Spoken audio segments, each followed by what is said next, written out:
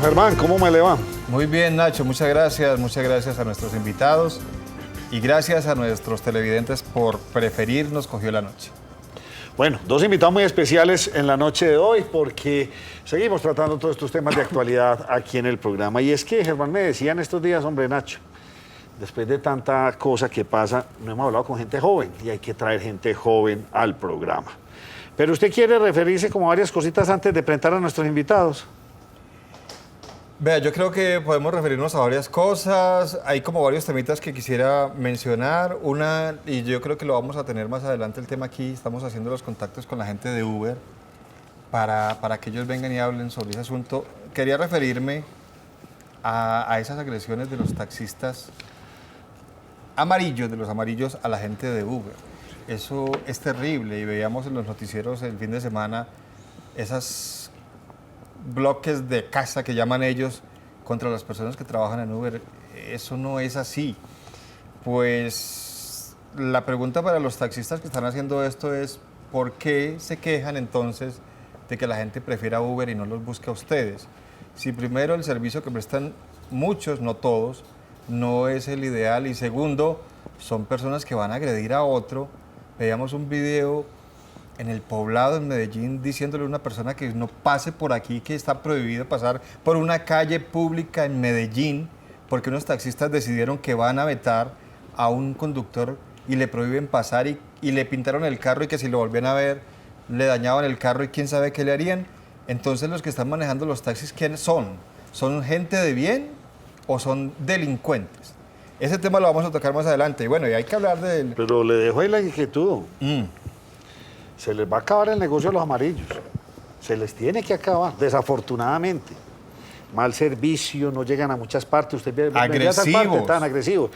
Contra la tecnología no se pelea. O uno se monta en esto, uno se tiene que montar en el buen servicio, uno se tiene que montar en esto, si no, esto no va a funcionar. Grave la situación, muy preocupante.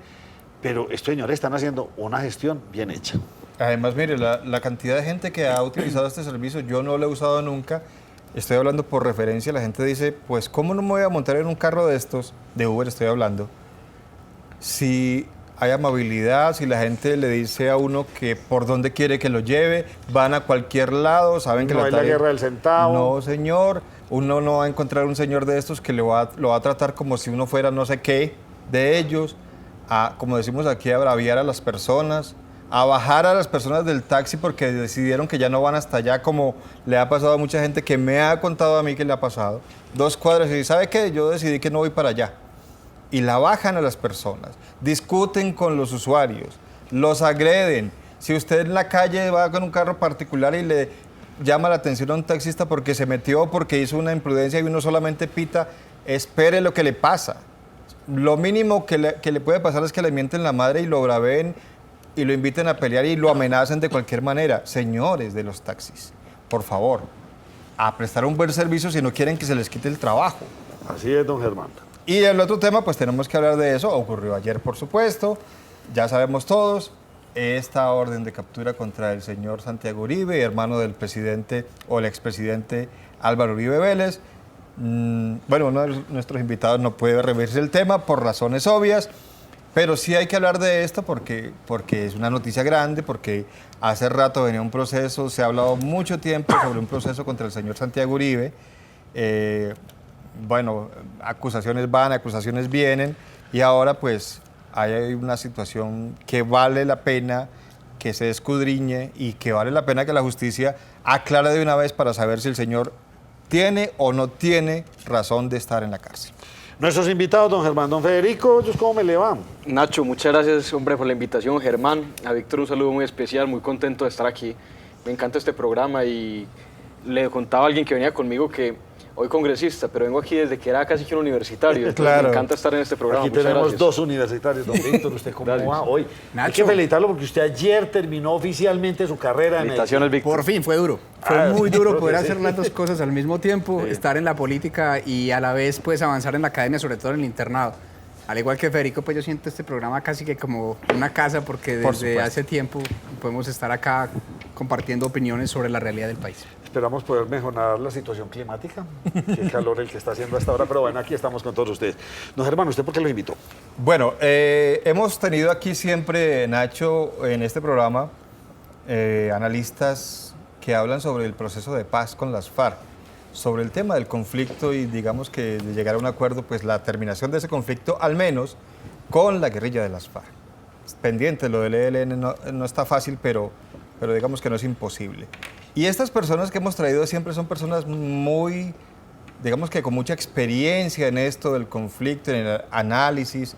Son personas que llevan muchos años hablando del asunto y está bien, Nacho.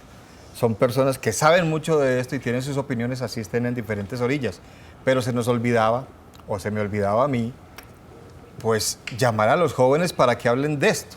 Y ustedes dirán, jóvenes, pero ¿será que son adolescentes? No, pero son dos políticos jóvenes que, como lo decía Federico, han venido a este programa desde que estaban casi adolescentes. Claro, mire, Víctor acaba de terminar la carrera, Federico también recién estrenado en esto de la política, muy jóvenes metidos en este asunto, pero con muchas cosas importantes para decirle a todo el mundo. Y también en esta ocasión pues están en orillas distintas, porque Víctor es representante de la Cámara por el Polo Democrático Alternativo, y en la otra orilla, Federico Hoyos es representante de la Cámara, pero por el Centro Democrático. De esto seguramente van a salir cosas muy importantes esta noche, Nacho. Venga, Federico, yo los vi a ustedes como muy atento al tema que puso Germán al inicio. Empiezo por Federico. ¿Se nos va a salir de la mano el tema de Uber? Mire, yo soy usuario de Uber y me gusta mucho. Y yo creo que en Colombia se ha dado un pésimo ejemplo al no haber tomado decisiones rápidas con los abusos de los conductores de taxis y las agresiones a Uber. Porque es que estas agresiones no son nuevas, como mencionaba Germán, lo del poblado aquí es una cosa nueva, pero en Bogotá ya había pasado. Sí, señor. Pero como no ha habido ejemplos claros, digamos, con estas personas de justicia, entonces esto puede ir creciendo. Y yo le garantizo, Nacho, si el tema de Uber y este tipo de abusos, como el que vimos en ese video lamentable en el poblado, en donde unos tipos pues, prácticamente le dicen, usted aquí no puede trabajar, si ahí no hay unas condenas y la justicia no actúa, ese tema se va a salir de madre. Y la próxima ocasión, ojalá no se haya una agresión física grave contra una persona o un asesinato. Sí, señor. Entonces, a mí sí me preocupa y yo sí le digo una cosa, yo soy totalmente amigo de la libertad de empresa. Uber, Lyft que trabaja en Estados Unidos, lo que sea que venga y entre, y los taxistas que compitan, como usted decía, con tecnología y con mejor servicio, pero de ninguna manera con violencia. Víctor, ¿y usted qué opina al respecto? Bueno, la violencia jamás será la respuesta, pero también eso tiene que ver con una falta de determinación por parte del Estado colombiano para entrar a regular asuntos relacionados con el mercado del transporte individual de pasajeros. Nosotros presentamos un proyecto de ley, soy autor de ese proyecto de ley en la Comisión Sexta, que busca obligar al Ministerio de Telecomunicaciones y al Ministerio de Transporte a que tome algunas medidas, porque hoy, como está operando Uber, opera en la ilegalidad. Mientras los taxistas tienen que pagar que los cupos, que no sé qué, que el impuesto de una cosa que la otra, Uber no paga eso. No paga eso y no cumple con los requisitos de registro y demás que debería tener pues, en cualquier estado para poder ejercer ese negocio que es el transporte individual de pasajeros. Entonces se necesita una regulación para, por supuesto, entender que hay unas nuevas realidades tecnológicas, pero que tienen que estar plenamente regladas o armonizadas dentro de la dinámica del transporte individual de pasajeros en el país. Pero desafortunadamente la tecnología nos está ganando la carrera. Pero hay que entrar precisamente a intervenir. Está bien que... Por eso, pero no hemos podido hacer una regulación del Código Nacional de Tránsito, que es obsoleto, ridículo. Tenemos a una señora ya viendo a ver cómo le subía la avalúa a todos los carros, enredó, le tocó volverse, tiene a medio país parado a la fecha. Ajá. Ahora para intentar regular una cosa que pero es tecnología. Hay que hacerlo porque el problema está ahí. Se mantiene de todas maneras una ilegalidad que no debe estar y que además está causando problemas que no deben estar. Y simplemente un comentario, estando de acuerdo con lo que Víctor dice. Es decir, uno no puede estigmatizar tampoco al sector de los taxistas, porque que un puñado haya tomado medidas de hecho no significa que todos sean. Hay personas totalmente honestas, buenas, que hacen las cosas debidamente bien, y uno tampoco puede estigmatizar, pero sí soy muy amigo de lo que dice Víctor, es que aquí se tiene que, amigo de las dos posturas, de que se tiene que reglamentar por un lado, pero también digamos que tiene que haber una aceptación de la tecnología, de los cambios tecnológicos. Entonces, o se flexibiliza un lado, o se le pone más condiciones a los otros. Pero hay que hacer igualdad algo. De competencia. Sí, pero igualmente lo que usted tiene es muy interesante y si estamos metidos en tecnología en este momento, pero es lo mismo hablarnos de Netflix. Entonces, ¿qué vamos a hacer con Netflix?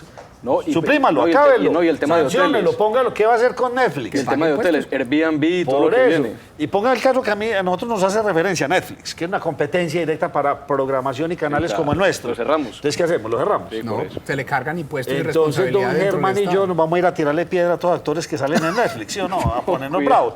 No, No, eso la no se cosa trata. no es así. No, la cosa Por no es supuesto así. que no. Pero yo quería detenerme un poquito, este no es el tema, repetimos, está muy bueno. pero este está muy bueno.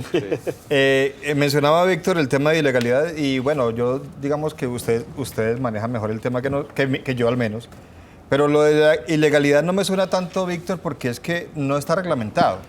Es decir, alguna vez por allá tímidamente dijeron eso, mientras no se reglamente es ilegal, pero no fue oficial la declaratoria de ilegalidad. Es decir, trabajen mientras tanto. Y la prueba está en que no han parado de trabajar y si fuera ilegal, pues ya los habían parado y los habían sacado del país. Lo que está pasando es que no se reglamenta y digamos que lo que no está prohibido, pues tampoco está permitido. Pero el transporte individual de pasajeros sí tiene unas condiciones regladas por norma, que uno esperaría que también las tuvieran que cumplir quienes ejercen el servicio del transporte individual de Y pasajeros. le voy a decir, tristemente las cumplen más que los amarillos. Ahora, las Claro, en mejores violaciones... estados. Personas más de... Pero o sea, mire es que es muy que distinto. el tema de Uber también tiene una peculiaridad y es que no es un tema colombiano, es un tema mundial. Claro, Sí. bueno, Y, para colmo de males. y este debate es un debate también mundial, Sí, porque entonces- entonces en uno lo cierran, en otro lo sacan, en otro le ponen Hay países impuestos, donde funciona divinamente y no en pasa otros nada. funciona sin ningún inconveniente. Eso tiene muchos debates. Ahora que estoy de acuerdo, por supuesto, es una realidad y desde la perspectiva de los usuarios también es un mercado que se ha abierto camino ante una realidad de inconformismo que hay frente a la prestación del servicio, que no es de todos. Yo ando en taxi, pues, y yo creo que si he tenido uno o dos problemas en mis años, pues no he tenido más. Pero que sí se sustenta en una inconformidad clara y que hay una respuesta y que hay un mercado que está respondiendo a esa inconformidad. Y eso también habría que entrar a verlo. Sí, lo preocupante entonces será que entonces hasta los buceros van a entrar a pelear entonces contra todos los sistemas masivos de transporte. No. Dale piedra al dale metro. piedra porque estos sí están organizados, paran en las estaciones que son, el Metroplus, etcétera, etcétera. Entonces hay que ir a tirar piedra. Claro que la no. cosa no es así. Señores, Cosmovisión tiene 30 años y yo empecé a trabajar en esta empresa hace 30 años. Y recuerdo por allá... Hagan cuentas. Sí, hagan cuentas. Recuerdo hace muchos años, y esto es como abrebocas al tema que vamos a tratar aquí con nuestros amigos, que el canal inició con un programa, haciéndolo para Teleantioquia, que se llamaba Por los Caminos de Antioquia.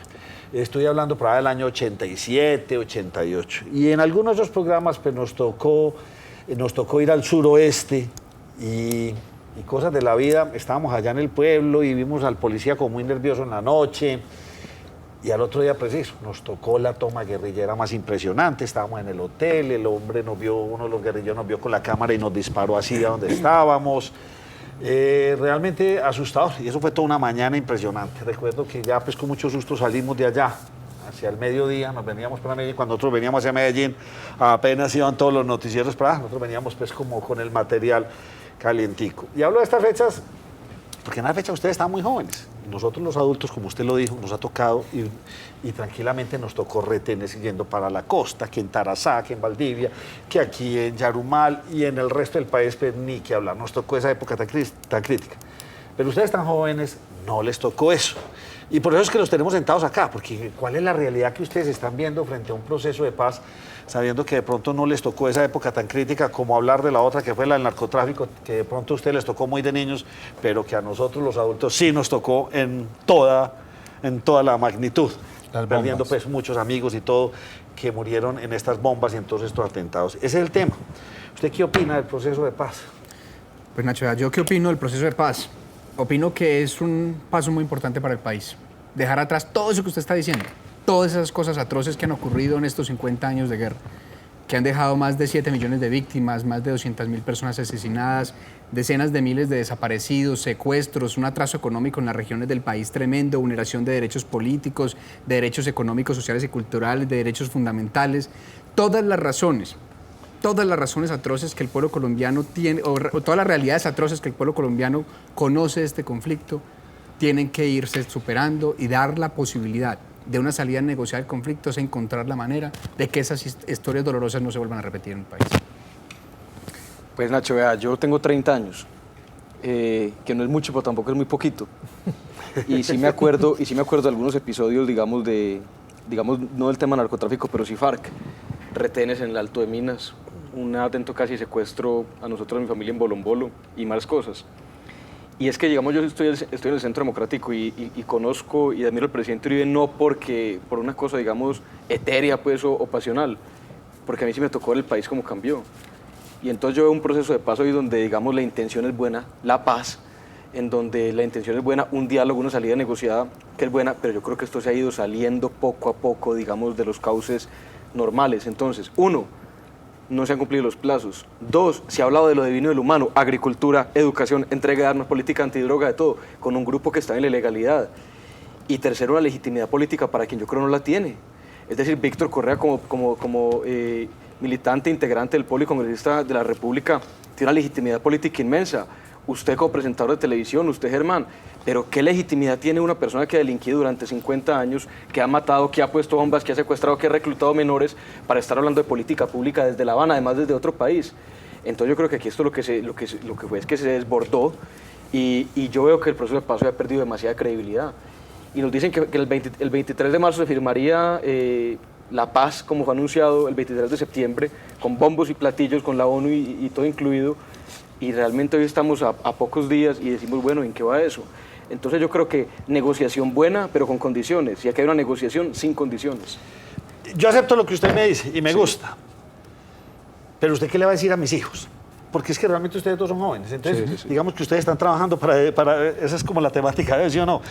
Entonces, el discurso suyo, pues, a mí me convence, estoy de acuerdo en muchas cosas, en otras no. Y listo, es un discurso como para adultos. Sí. Pero uno intentarse echarle este discurso a la gente joven, ¿cómo decirle a la gente joven que ni siquiera les ha tocado esto? O sea, estamos construyendo un país para mi hija que tiene 20 años, para el otro que tiene 15, 16, etcétera. La suya, ¿sí o no? ¿Qué discurso? ¿Les vamos a ir hablando de todo este discurso? De hecho, la paz en positivo. Yo soy más de los convencidos del discurso de la paz en positivo. Y la paz en positivo va más allá de simplemente la dejación de las armas. La paz en positivo es decirle a los jóvenes de Colombia que alcanzar la superación de este conflicto que vivieron nuestros padres, que vivieron nuestros abuelos, es la oportunidad de construir una nueva Colombia, de mejorar las condiciones de producción del sector agropecuario, de llevar al Estado a donde no ha estado, de construir sueños, esperanzas, de avisorar un proyecto de país donde la gente pueda pensar distinto, nos encontremos en la democracia, de vivir, de soñar, de plantearse retos y de entender que esos retos pueden ser abordados a través de las discusiones sanas de la política. Federico, ya le voy a dar la pausa a usted, permítame Sí, que claro que me sí. tengo que ir obligatoriamente a comerciales, ya me está mirando feo nuestra coordinadora, volvemos con ustedes enseguida. Renueva tu estilo con Everfit en Medellín, Centro Comercial Mallorca, Premium Plaza y Punto de Fábrica Caribe. En Bogotá, Sector El Lago. Síguenos en Instagram, @EverfitOficial y en Facebook, Everfit Colombia.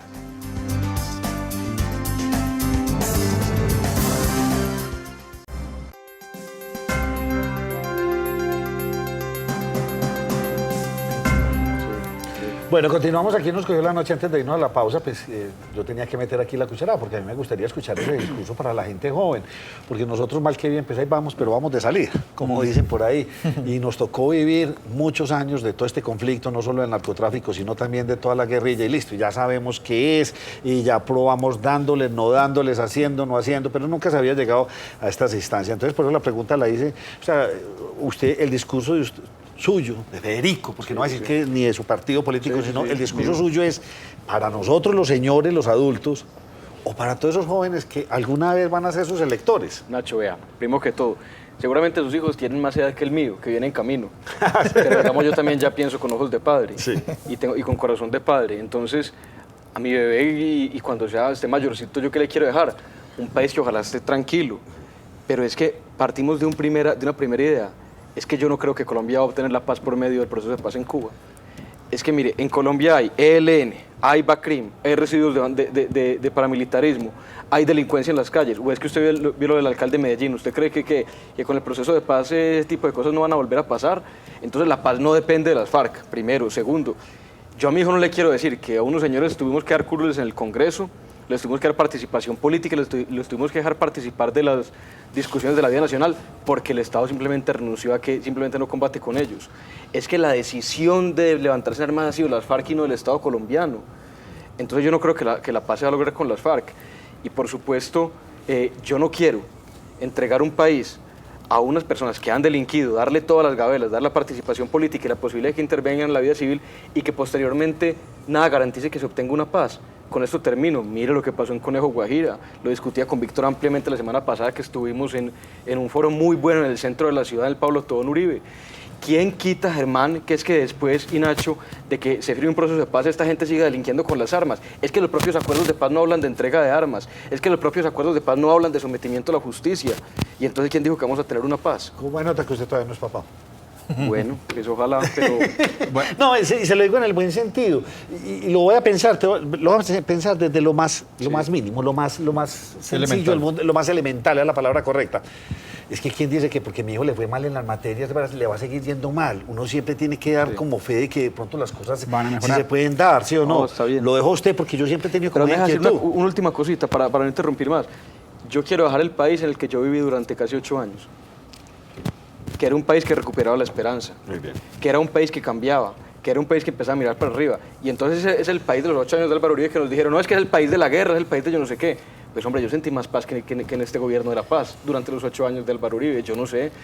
Y hay cosas con las que yo puedo criticar, pero yo sentí una mejor vida, una mejor calidad de vida para mí, y me gustaría dejarlo eso a mi hijo, que lo que yo estoy sintiendo hoy en este proceso de paz. Don Germán. Yo sí quisiera tomar, y me disculpan, No, pero pues Ah, también está el debate aquí. se trata de eso Ojalá sobre todo varios fuera así, aspectos. el Vea, debatico en la mesa. La Habana, exclusivamente La Habana, no es la total paz del país. Eso Es con las FARC. absolutamente cierto. Eso es un proceso de negociación entre Estado y FARC y es un proceso de paz entre Estado y FARC que tiene los alcances de un proceso de paz entre esas dos estructuras, donde se abordan temas que son de la génesis mismo de esta insurgencia. Yo no comparto la lucha armada en lo más mínimo, pero eso no me impide a mí entender que esa guerrilla surgió en el contexto histórico en el que surgió, producto de una serie de problemáticas: exclusión social, abandono del agro, un montón de realidades que aún hoy persisten en el país. Y de alguna forma los puntos que se están tocando allá tienen que ver con eso.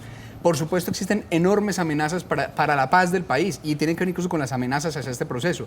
Si no se negocia con el ELN, si no se desarticulan las estructuras de las bandas criminales, si se frena el fenómeno del paramilitarismo en el país, por supuesto seguiremos viviendo un montón de realidades. La paz no va a caer milagrosamente del cielo, eso no va a pasar. Ojalá. No es que se firme en La Habana y entonces Colombia va a ser un país mejor, donde todos vamos a tener acceso a un montón de derechos, porque también hay una violencia del Estado que está ahí, que no va a cesar contra su pueblo. Yo lo pongo en el caso de la salud. La ley 100 mata y no tiene fusiles. Y Germán. mata montones. Pero sobre el otro tema, hombre, yo no quisiera mirar hacia atrás, pero definitivamente lo que nos permitió ver esos 8 años también es que la salida militar es una salida también poco viable y muy, muy dolorosa. Durante esos 8 años el número de desplazados por la violencia aumentó de una manera tremenda. Y los números de los asesinatos, de los muertos, de los desaparecidos aumentó de una manera tremenda. ¿Qué nos muestra eso? Que la guerra es dolorosa y que si podemos solucionarla dialogando, hablando y poniéndole fin a esa historia de violencia y poniéndole fin a un montón de realidades que son violencias estructurales de este Estado, pues, hombre, hay que darse la oportunidad. Me gustan los sueños de los jóvenes. Hágale. Bueno, yo creo que Federico está claro, porque ya lo hemos dicho muchas veces en los análisis que hacemos en este programa. Está claro que no va a haber paz en Colombia porque las FARC firmen un acuerdo y dejen las armas, entreguen o como usted lo quiera llamar, porque es que la paz no es solamente con ellos. Porque aquí los que están amenazando al alcalde no son las FARC. No, no, no. Y eso está claro. Y entonces yo creo que no nos hagamos muchas ilusiones de paz global, sino paz con un grupo armado. Eso yo creo que está suficientemente claro. Usted hablaba de los 8 años de un país mejor, pero hay que recordar eso que decía Víctor. Y para algunas personas muy bueno, pero para otras personas hubo eso, el fenómeno del desplazamiento, lo de los falsos positivos, lo de una cantidad de cosas que afectaron a otra Colombia que a veces de pronto nosotros olvidamos. Son beneficios para unos, pero pagan el precio muy alto otros. ¿Es esa la salida cuando no vamos a tener realmente beneficios para toda la población? No, mire, primero yo creo que este no es un tema como únicamente, pues, que es que los 8 años de Uribe muy buenos y tal, y quedarse con enfrascarse en ese debate. Yo muchas veces acá en esta mesa he dicho no nos enfrasquemos en el debate Uribe, no Uribe, porque es que miremos las cosas más ampliamente, pero yo miro el caso de Medellín. Hoy el alcalde de Medellín y la alcaldía de Medellín están dando una lucha frontal contra la delincuencia, declarada institucional, legal. Es decir, yo creo que esa es la ciudad que los medellinenses queremos para dentro de 2 años, 3 años. Una desarticulación de las bandas criminales, un Estado que actúe de acuerdo a la legalidad, de acuerdo a lo que debe hacer, que es proteger los bienes, la honra y la seguridad de los ciudadanos. Entonces no se trata únicamente de que Luis Uribe, yo creo profundamente en la necesidad de la seguridad. Y la seguridad muchas veces, algunas personas críticos dicen, no es que beneficia al rico, el de la finca, que porque puede salir. No, la seguridad beneficia también al más pobre, beneficia al pequeño comerciante, beneficia la inversión, beneficia al estudiante, beneficia todo. De acuerdo con Víctor, con pleno respeto y acato de los derechos humanos, de los no excesos de la fuerza pública. Pero yo sí quisiera un país, como joven, para los jóvenes, en donde acá, primero que todo, lo que le decía Víctor, no nos estemos señalando, que mamerto, que paramilitar, que antiuribista, que uribista, que santista, que yo no sé qué. Primero, ojalá desterrar para siempre Sí. esas estigmatizaciones. Señores. Y segundo, con eso termino, ponernos de acuerdo frente al tema de la seguridad. La seguridad no es para los de derecha, para los de izquierda, para los ricos, para los del polo, para los del Sí, centro no, eso democrático. es básico. Es para todos los ciudadanos. Yo le decía a Víctor, este país ha avanzado mucho en el tema de la corrupción, en cuanto a por lo menos un consenso, en cuanto a que es malo, y usted sin importar de qué partido político, eso no usted la señala y la condena, porque con la seguridad no hacemos lo mismo, y con las FARC, vuelvo y le digo, con este proceso de paz, yo no veo garantía de que haya paz en Colombia. Víctor, como retomando el tema que propone Germán en esta mesa y que me interesa mucho es, ¿qué tanta participación tienen los jóvenes en este proceso? ¿Qué tanto lo han visto ustedes? Porque yo lo que veo es una manada de viejitos allá negociando. Sí, mayores inclusive que yo. Y listo, ellos para ellos, pero realmente usted tiene 29 años. Aquí nuestro amigo Federico tiene 30. O sea, de ahí para abajo, ¿cómo está vinculada la juventud? Nacho y Germán, precisamente hace poco tuvimos un foro sobre eso. Y Por eso estuvimos- están ustedes aquí. Exactamente. Y yo creo que el gran consenso sobre ese tema fue que evidentemente los jóvenes hemos estado muy al margen de las realidades del proceso de paz. ¿Por Eso- qué no les interesa? Hay varias razones. Pues, ¿O no les tocó tan duro? Sin duda, quisiera uno ver una participación social más activa de la que tenemos actualmente, lo que no quiere decir que no exista, porque, por ejemplo, al menos dentro de la perspectiva política que yo veo, dentro de la gente con la que me relaciono, en el movimiento estudiantil y demás, he visto a los jóvenes de un montón de procesos, de la FEU, Juventud Rebelde, organizaciones estudiantiles muy metidos impulsando el tema del proceso, muy activos, muy activos. Pero digamos que en términos generales no han estado ahí, ni opinando, ni participando como uno esperaría que debiera ser un proceso de paz, y pienso que ahí hay falencias del proceso de Pues paz. es que ni en La Habana, pues. No, en La Habana hay un Sí, tema complejo y mínimo. es que en últimas, pues eso algunos lo dirán, allá hay comandantes guerrilleros jóvenes, una cantidad de cosas, pero en últimas también quisiera ponerle un límite a las discusiones que se pueden vivir en La Habana y cuáles no le corresponden a ese espacio. Y yo digo que política de juventudes, o digamos, todo lo relacionado con educación, con acceso al trabajo de jóvenes y demás, no es algo que tenga que pasar por La Habana. Yo quiero ver a los jóvenes muy activos en la política del país, y eso incluye, por supuesto, los diálogos de paz. Pero sí hay que decirlo, pues nuestra participación en ese escenario ha sido bastante... Sí, porque triste lo que usted dice, porque entonces volvemos a lo mismo, hermano. ¿Y quién recluta menores de edad? ¿Quién los ha tenido metidos en la guerra? Varados por esto y que no es sino otra alternativa. Pero vuelvo y le hago la pregunta a usted también. ¿Los jóvenes qué les está pasando? ¿Por qué no están tan vinculados o sí están tan vinculados en este proceso? No, yo estoy de acuerdo con Víctor. Yo no veo una vinculación pues, así activa por parte de organizaciones juveniles, que en La Habana haya habido una participación, digamos, de comisiones juveniles y demás, no. Yo también estoy de acuerdo en algo, es decir, las políticas de juventud en Colombia, de empleo juvenil, salud, etcétera, jamás deberían pasar por la mesa de La Habana. Es que una cosa es que los jóvenes opinen sobre el proceso de La Habana y otra cosa es que las políticas de juventud se lleven a La Habana. Yo no estoy de acuerdo con que las políticas de juventud, y para serle franco, ningún tipo de política, ni agraria ni ningún tipo se lleva a La Habana. En La Habana se debería estar discutiendo un desarme, una reincorporación a la vida civil y sometimiento a la justicia, pero no otros temas. Pero Esa- Federico, venga, esa es mi- esa- pero lo esa que es mi tenemos visión. en las huestes de la guerrilla son jóvenes. Pero Una bueno. cantidad de... Ahí vi Pero el entonces- artículo de estos días del periódico El Colombiano, se queda uno, usted lo vio, Germán, queda uno asustado, son jovencitos, entonces ¿por qué excluir a los jóvenes? 70% de los miembros de las bandas en Medellín son menores. Es lo que Claro. decía el artículo del Colombiano. ¿Cuál es el tema, digamos, no en negativo, sino mirando a lo futuro? Es lo que yo le decía a Víctor en el foro y a los estudiantes y que nos acompañaban. Pongámonos a hablar sobre la política de las ciudades y el posconflicto, y la recepción de estos jóvenes y evitar que los jóvenes integren nuevas filas guerrilleras o de Bacrim o de nuevas bandas. Hablemos de eso. Pero entonces el país se ha enfrascado en aplaudir en mucha parte del proceso de paz, en algunas otras partes criticarlo, pero no hemos hablado, venga, después de una desmovilización, ¿qué va a pasar? ¿Cuántos jóvenes van a Es que llegar a me las ciudades? preocupa mucho porque volvemos y quedamos como en el mismo paradigma y en el mismo renglón del posconflicto y todo eso. Lo dije hace como 8 o 15 días que me molestaba mucho que una revista de publicación nacional tan importante pusiera en su titular en primera página el nuevo problema de Colombia, el microtráfico. Por Dios, qué Nuevo. vergüenza lo que dice esta revista, si esto es un problema. Sí, nuevo no ¿Y a es. quién está atacando el microtráfico? A ustedes, a los jóvenes. Sí, pero Nacho, entonces veo Pero una, entonces- pero entonces veo una entonces- cosa ahí, y yo no sé, yo tengo de pronto hay una gran diferencia con muchos miembros del Congreso. ¿Por qué se ha abandonado la lucha contra el narcotráfico como se ha abandonado de la Porque manera le como tenemos se ha que hecho? rendir No, pleitesía a los claro que se ha Gringos. abandonado. Ha habido un aumento, y mire que lo va a conectar el con microtráfico con está con el tema de la abandonado. juventud, lo va a conectar. El aumento en la producción de cocaína en el país, el aumento en los sembrados de coca en el país, digamos, el abandono de las fumigaciones con glifosato. ¿Eso en qué ha repercutido? En un aumento exponencial del microtráfico y, digamos, de la producción de drogas Federico, en Colombia. pero eso es un problema ¿Y quiénes mundial. consumen? De hecho, por eso hay una asamblea extraordinaria de Pero la en ONU para Colombia, pero tratar ese estamos en tema. Colombia. ¿Y en Colombia quién consume buena parte? Lo que usted, Nacho, menciona. Los jóvenes. Sí, pero los eso es jóvenes. el resultado, pero eso es un debate grandísimo y me gustaría mucho que lo pudiéramos dar sobre política antidrogas, Ojalá porque lo diera, para eso va a porque es que estar en el Congreso- en el Congreso va en esos UNGUS, temas. la UNGAS, la Asamblea Extraordinaria de la ONU, va a ser dentro de muy poco para mirar cómo transforman el consenso, porque ¿qué se está viendo?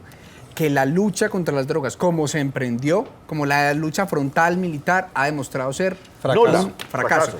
Entonces, están buscando replantear algunos países, ya van cerca de 50, me decían estos, de 30 que me decían estos días el ministro de Justicia, que están pensando en modificar las convenciones de la ONU. Pero ¿qué y tiene, algún día- qué tiene, por ejemplo, de lucha militar o frontal, así como vos la planteás, que haya unas fumigaciones aéreas? Eso no es ni militar ni frontal, y eso se ha abandonado porque dijeron que el glifosato era fatal, y eso ha repercutido en el aumento de, Bueno, de y lo cultivos es, de pues, coca. de hecho, Pero es hay que una eso advertencia de la es, pero Organización sí es Mundial de la cierto. Salud. Pero yo quisiera... Estaba afectando a los cultivadores, hombre, estaba... ese es un tema no muy es discutible. preciso, Ese es pero- un tema súper discutible, la verdad. Pero Porque hay otros estudios países Pero que venga, en otros pero no me países lo ocurre lleve el perfectamente glifosato, que bien. fue lo que hicimos de tal. Sí. No, es decir, estos señores narcotraficantes dijeron, el negocio está muy complicado para arriba. Hombre, tenemos aquí pulpito a esta cantidad de pelados, vamos. crean un problema. Por Dios. y Que yo creo que cogieron esto la y- salida de eso está es por otra vía, por no dejarlo en manos de la criminalidad, porque esa renta criminal está desestabilizando el Estado. Sí. Es un poder que está tomando esa renta criminal que está desestabilizando el Estado democrático. Poder asumir control desde el Estado en la producción, distribución y acceso. La legalización. No del todo, porque la legalización tiene un problema. Y el problema de la legalización es que cuando queda a merced del mercado, hay actores que pueden inducir el consumo. Y eso genera un problema de salud pública Le planteo grandísimo. un problema diferente muy brevemente, además del tema, digamos, de producción y legalización. Evidentemente creo que yo y muchos colombianos creemos que muchos de los comandantes de las FARC son narcotraficantes. Es decir, lo dice la justicia nacional y lo dicen las listas internacionales que los tienen como narcotraficantes. Y entonces resulta que personas que hoy han sido señaladas como narcotraficantes, pasado mañana serán compañeros suyos y míos en el Congreso de la República. ¿Por qué? ¿Con qué legitimidad? Y entonces, ¿cuál es el mensaje que usted le está mandando a la juventud y a ese 70% de los miembros de bandas criminales que son menores de edad? Usted presiona al Estado, usted vuélvase fuerte, usted siga delinquiendo, que eventualmente van a negociar con usted y eventualmente usted también va a poder llegar al Congreso de la No, pero República. usted se puede Entonces, si recuperar. si evitamos eso con Pablo Escobar, ¿por qué lo estamos permitiendo ahora con las Nacho, FARC? Me devuelvo a los jóvenes, Exacto. caballero, me Quería- voy a volver a los jóvenes, Pero- aceptándole su... Ya lo dejará usted, Germán, le acepto lo que usted dice, pero yo digo que porque este señor fue borrachito toda la vida y decidió dejar de tomar, se puede recuperar. Claro. Eso puede pasar, pero vuelvo y digo, desempleo grave para la gente joven. El agro abandonado, no consigue usted muchachos para trabajar en el campo. Amenazados con el microtráfico, oportunidades de estudio, pues no sé qué, todos quieren ser médicos, abogados, la cosa más impresionante, en las filas guerrilleras. O sea, ustedes son jóvenes, ustedes no se han dado cuenta de la bomba de tiempo que tienen. Sí. Voy a hacer una pausa y volvemos con ustedes.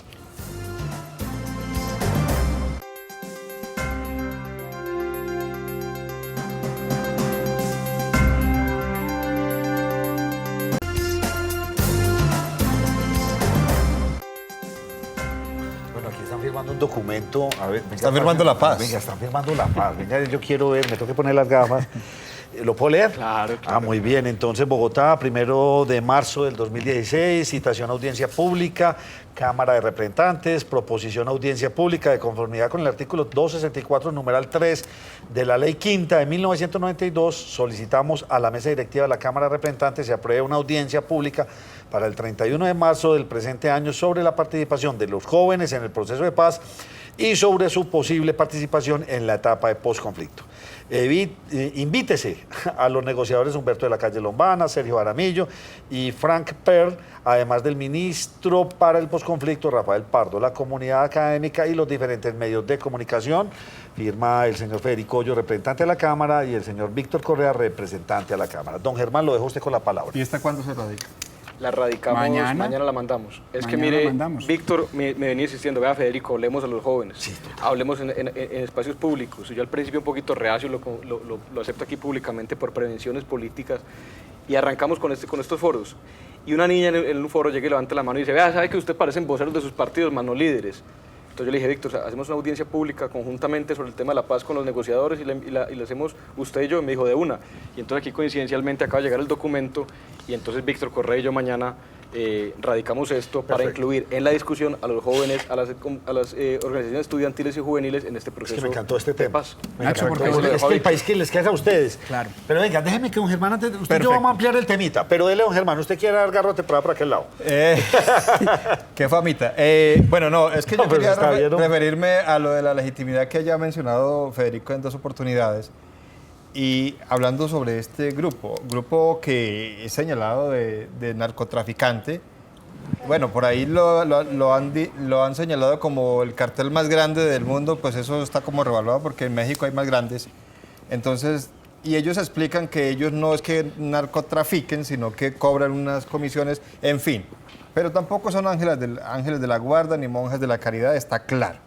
Pero legitimidad y un proceso de paz se inicia con el enemigo en este caso. El Estado contra un grupo que está al margen de la ley, insurgente, como usted lo quiera llamar, y tenemos que volvernos inevitablemente el tema que a usted no le gusta, pero toca volverse a los procesos anteriores. Y entonces hubo con el M-19 y con otros, y hubo una negociación con un grupo paramilitar que esos sí eran de entrada delincuentes, y sin embargo se les acomodó una situación para que pudieran hacer un proceso. ¿Qué se negoció? Nunca supimos.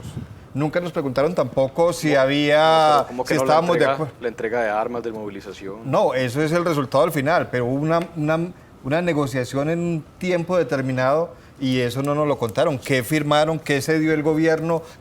Bueno, ellos se dieron entregándose y entregando las armas, pero el gobierno ¿qué les dio? Nunca supimos. Penas reducidas. Entonces, digamos que legitimidad, pues es un proceso de paz con un grupo ilegal para que deje de delinquir. Los otros grupos también eran al margen de la ley. Delincuentes dirán cualquiera, subversivos dirán ellos. Pero ¿con quién se negocia entonces?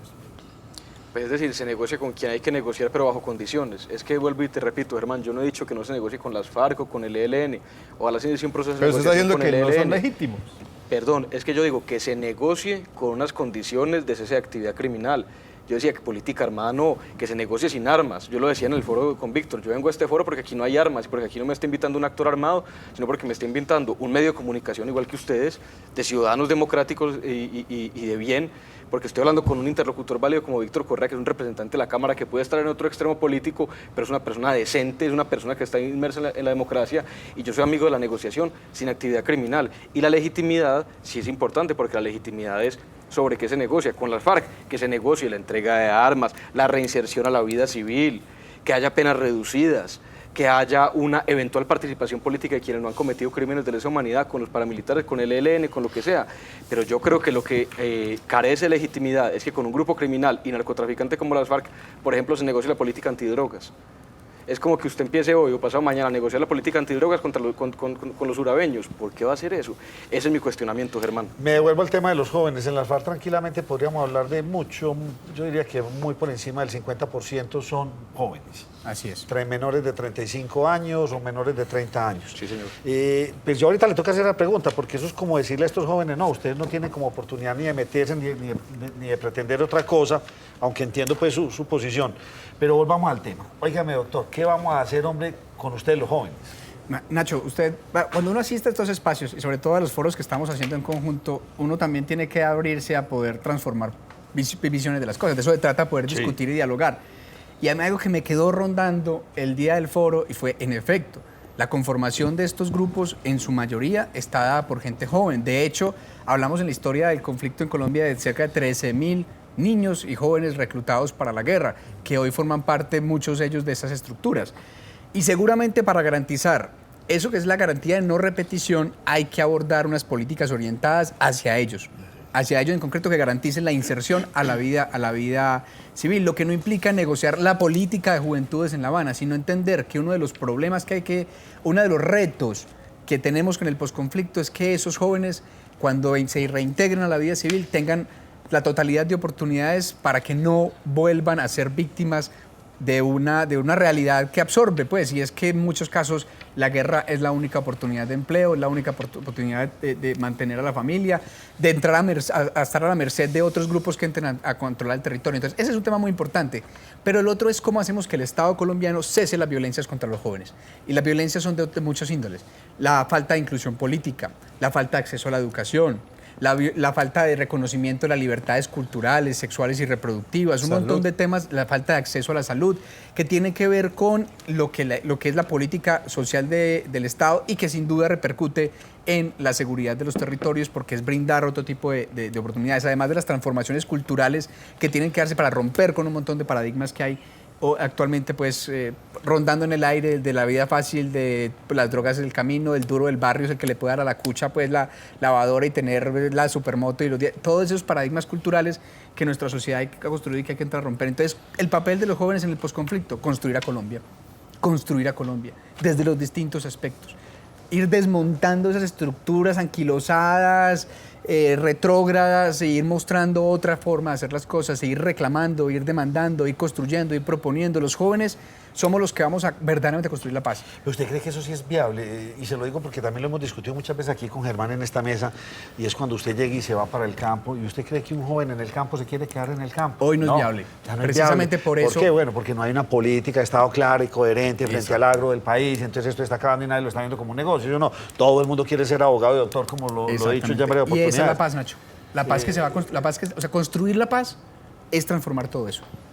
O sea, es cambiar todo eso. Y eso no lo van a firmar en La Habana, porque incluso el acuerdo agrario, yo escuchaba a un líder social, creo que era de Suecia alguna vez, estábamos conversando en un evento que tuve allá en Bruselas, y estaba pues ahí en los edificios de la Unión Europea, y me comentaba que el pliego de negociaciones del movimiento agrario ya era más progresista que el Acuerdo de La Habana. Es decir, en el Acuerdo de La Habana usted mira su contenido y lo que hay es casi que una obligación del Estado de cumplir la ley.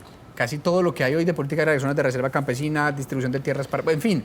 Ya estaba. Sí, exacto, no pero es al margen nada de de eso, progresismo, ¿sí? margen de eso, o sea, el Acuerdo de La Habana, ¿qué va a transformar a mi parecer? Porque tampoco es que no vaya a lograr nada.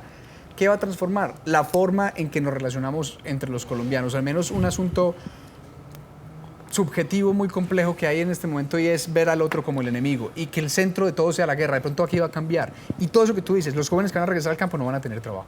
No, Y si el Estado no llega ya, no llega ya a esos más de 280 municipios que están en riesgo para el posconflicto según el estudio de paz y reconciliación, con toda su presencia, seguridad, por supuesto, justicia, por supuesto, educación, inversión en agro, infraestructura vial, hombre, quedan a merced de cualquier otro grupo, entonces hay cuál proceso de paz. Ay, doctor, Entonces, yo le digo que viable o no viable, pues yo tengo esperanza. empiecen Eso desde es. cero, así que cuando usted tenga 70 años, lo vemos. Vamos a hacer una pausa y volvemos.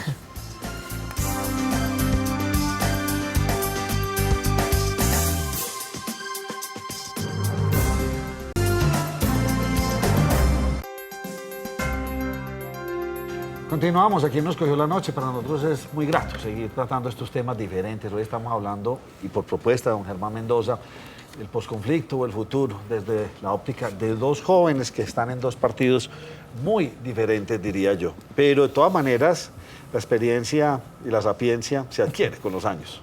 Bueno, y estábamos hablando durante la pausa, Nacho, de que a veces que los mayores o tan viejitos, como usted decía, manejen estos temas, pues hacen que se corra el riesgo de que se repita lo mismo de siempre. Es decir, no cambia nada, todo cambia para que todo siga igual. Y entonces volvemos los jóvenes, ¿qué tanto poder tienen como para decidir cosas?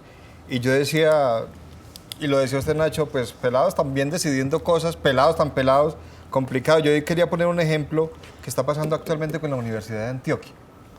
Y entonces el rector tomó una decisión que puede ser equivocada o no, ni bueno ni malo, de un tema de un examen de admisión, y llegan los muchachos y paran la universidad. Y se afectan no solo estos que paran, sino todos, porque nadie puede estudiar. Y entonces, participación para esto, Víctor, Federico, participación como para que se vuelva también una dictadura juvenil. No se trata de eso. Bueno, y tocando el ejemplo, ayer fue derogado el acuerdo 480 del Consejo Académico, por el Consejo Académico y no por presión del paro, sino por los análisis de los argumentos en virtud de si el examen de admisión era el mejor o no era el mejor. Ahora, los jóvenes nos expresamos de muchas formas y no es un asunto de dictadura. De hecho, yo creo que incluso nos expresamos de tantas formas que hay muchos jóvenes que son peores que cualquier viejo en replicar prácticas, modelos. O sea, eso pues, Y no es una población homogénea, a todas estas, pues no es los jóvenes tenemos un montón de diversidades tremendas. Son los jóvenes como actores transformadores, ¿por qué? Porque si los jóvenes hemos sido las principales víctimas y victimarios en este conflicto. Y si además de eso, pues también somos los jóvenes un grupo poblacional que va a heredar el futuro de Colombia y que además de heredarlo es hoy el presidente de nuestro país, podemos hacer muchísimas cosas desde una perspectiva de renovación social importante. Hay posibilidad de decidir. Yo creo que los más juiciosos del Congreso son los congresistas jóvenes. Hay que ver que todo el mundo llega puntual, estudian, proponen, hacen debates muy serios y muy profundos. O sea, porque muchas veces, ¿cuál está el otro riesgo? Esto no es un asunto de guerra entre edades, pues, porque yo creo muy buenos compañeros de 70 años, pues, excelente, claro, gente muy buena. Eso no es una guerra entre edades. Pero ¿cuál es el núcleo de todo esto? Que los jóvenes también tenemos voz y tenemos propuestas. Y hemos construido realidades en los territorios de resistencia. Hay que ver los procesos culturales en las comunas, cómo han aguantado el embate de la criminalidad en esos territorios a través de propuestas juveniles. Pero lo que yo no veo es como a jóvenes enredados. En cambio, una cantidad de señores pues, más enredados y como que nunca salen de esos enredos y es uno detrás del otro. ¿Cómo entender todo esto? ¿Cómo le entiende la gente joven? ¿Sí les está creyendo a ustedes? Ustedes tienen una esperanza. No, pues Nacho, yo no puedo responder si yo soy una esperanza o no, si lo estamos haciendo bien o no. Ustedes son los árbitros de uno y ustedes son quienes lo califican a uno. Eso es lo primero. No porque ustedes vienen opacados. Pues Nacho. Y perdóneme que lo digo así con toda franqueza. Son tantos los escándalos, Germán, y tantos los enredos en otras, que de pronto todo eso lo que usted dice, que son puntuales, que llegan propuestas serias. No, allá porque lo que nos interesa. No, eso no es noticia. Aquí lo que nos interesa es lo caliente, lo amarillista, tal. Pero las cosas serias que están haciendo jóvenes como ustedes, por eso lo quiero llevar a este punto Nacho, del debate. Esa es una muy buena pregunta, pero yo lo soy franco. Si yo tengo que volverme amarillista, si yo tengo que volverme un polémico para brillar, yo prefiero pasar desapercibido 4 años. Porque yo realmente, si en algún momento hay un reconocimiento, que le digan usted lo hizo bien, lo hizo mal, es porque hay una consistencia en el trabajo, en la credibilidad y en las ideas. Esté de acuerdo o no esté de acuerdo. Y sobre todo también en la unidad de vida. Que el comportamiento personal sea acorde con lo que se dice, porque es que ser servidor público no es únicamente ser muy juicioso y estudiar mucho, está en portarse bien como ciudadano y tiene más responsabilidad también uno. Entonces, yo sí te lo juro, yo a veces digo, hombre, pero es que uno no lo sacan en nada, pero ¿cómo hacemos pues, hombre? Yo no genero un escándalo, ni digo una burrada únicamente porque me saquen un titular de prensa, eso te lo garantizo, frente al tema de la juventud y el tema de La Habana.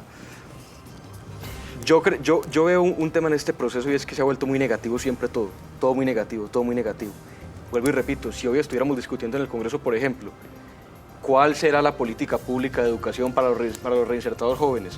¿Cuál será la política pública de vivienda para los reinsertados jóvenes? Yo creo que cambiaría un poco el tono de la discusión. Sí, claro. Pero realmente es que los acuerdos de La Habana se han centrado en temas muy polémicos. Miren, el acuerdo de justicia tan polémico que hay, que el presidente Pastrana ya hizo unas denuncias súper serias al respecto, en el tema de la entrega de armas, en el tema del conejo. Entonces aquí ha adquirido un tinte negativo y realmente los temas propositivos a futuro se han dejado de un lado. Es que cómo es posible que a un exguerrillero le vayan a pagar 1.800.000 por mes. La cosa terminó en esa y no hemos visto más allá. Entonces, o sea, en dónde se va a trabajar, qué van a hacer.